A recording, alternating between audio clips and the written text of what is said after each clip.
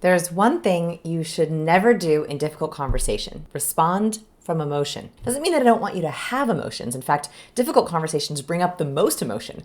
Whether you're having to go into a difficult conversation or you're spontaneously hit with one, difficult conversations bring up anger and fear and jealousy and embarrassment. And that is the worst place to respond to get a difficult conversation to be better. In fact, when we respond with emotion, we tend to do two things: go on the offensive or defensive. When we respond from emotion, we go on the offensive, we're attacking people. We're like, it's your fault, how dare you, which doesn't help anyone. Or we go on the defensive.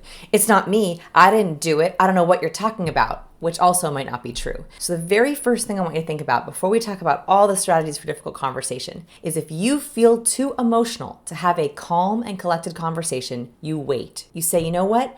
I really want to think about this. I'll get back to you. Or, wow, I wasn't prepared for this conversation. Let's schedule a time next week to talk about it. You can also do this in email. If you know you're not ready to have a difficult conversation, buy yourself some time for you to work through your own emotions. Say, you know what, I would love to talk to you about this today, but I think I might need a night to sleep on it. Let's check in tomorrow. Buy yourself time to get your emotions calm and collected so you can approach them from a good place. Want to know if you're ready to have a conversation, if you've worked through your emotions? Here's a very simple test, and it comes from a great study. They found if you can explain your viewpoint and your counterpart's viewpoint in a neutral, third-party tone, you are ready to have the conversation. So, as a little test for yourself, see, can you explain your point of view in a neutral tone of voice and their point of view in a neutral tone of voice? Then you're ready.